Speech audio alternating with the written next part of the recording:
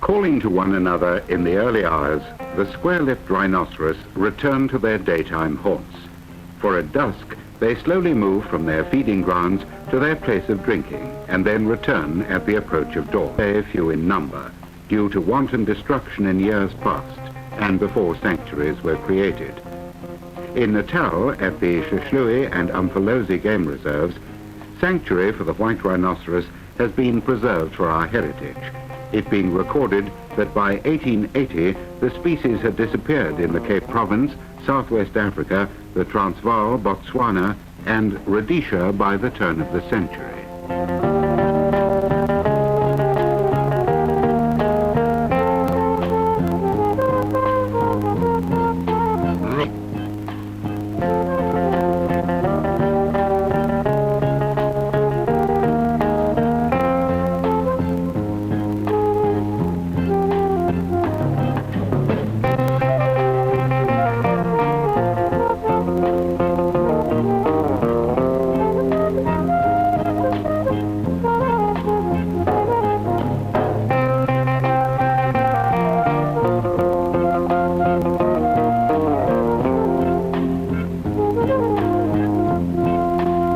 Strange as it seems, very little is known about the rhino generally, and only during recent years was scientific study of the species made.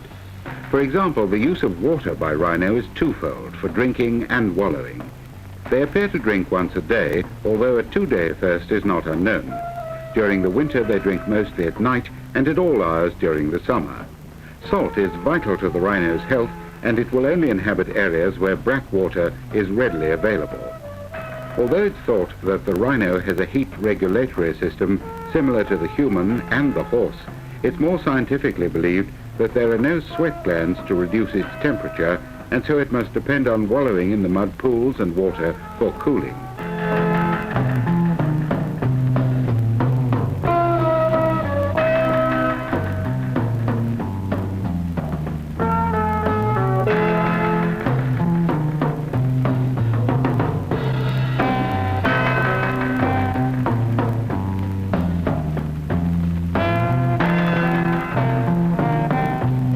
The black rhinoceros and the impala seem to have an aversion to one another, for on many occasions they would appear to be an irritable temperament when both are in close proximity.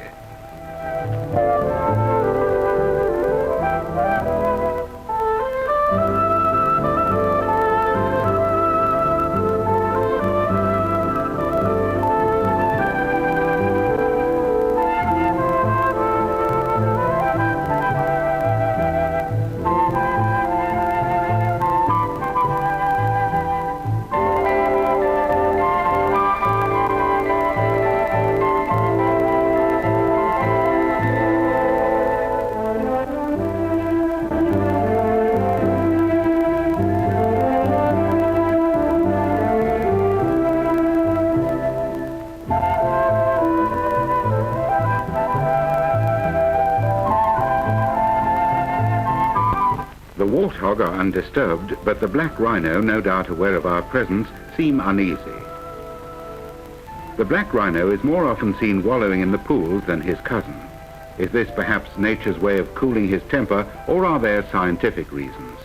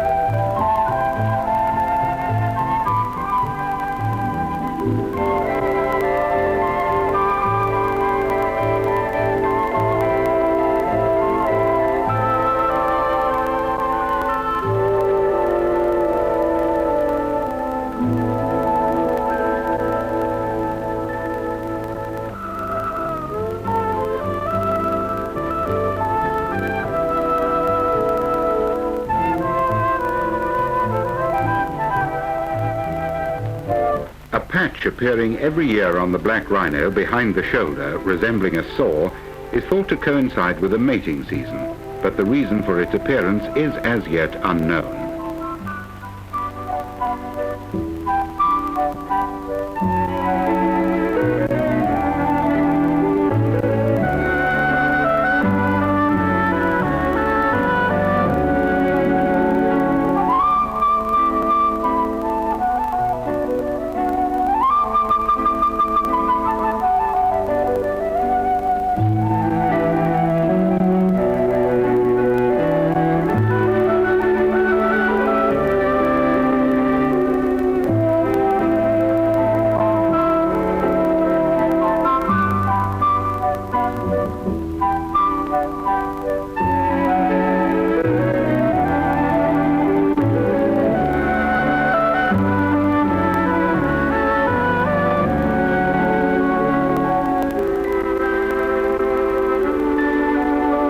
Other than a few differences in stature, the main characteristic is their diet.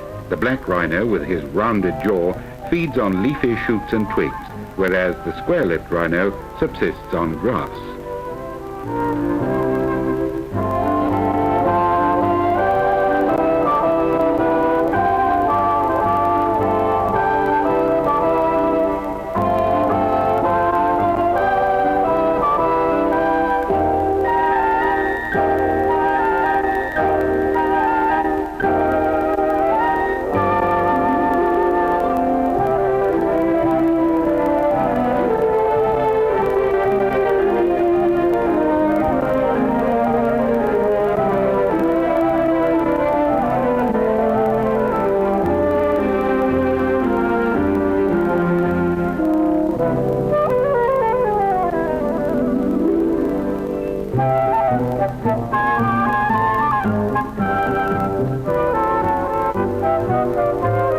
In addition to their different feeding habits is their attitude under duress when accompanied by their young. The black rhino will be aggressive and lead its young to safety, whereas the square-lipped rhino, having created the sense of alarm in her young, will run behind until safety is reached.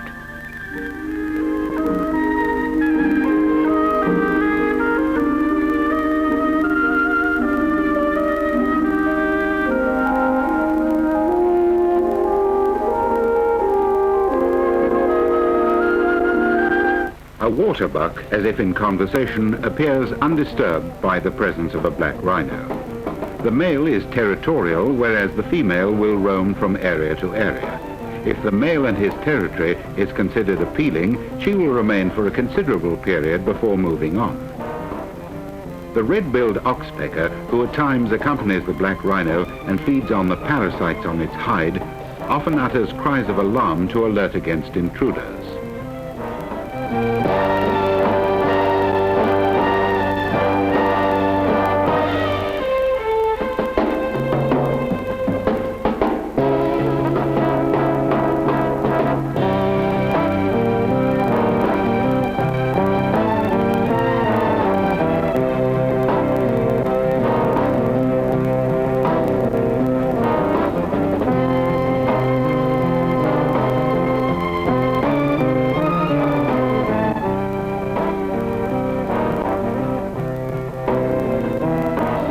The black rhino, constantly on the alert, is, as we've said, aggressive at the slightest provocation, and our cameraman has a few anxious moments.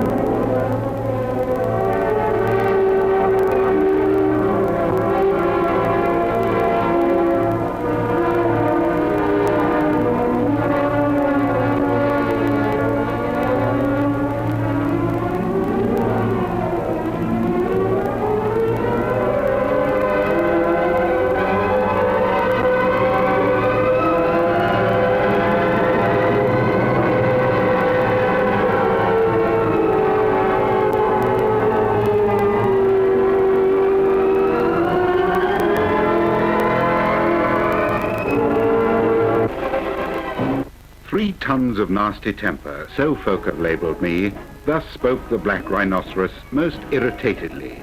And with my foremost horn, when I'm rampant in the fray, I punctuate my arguments in no half-hearted way.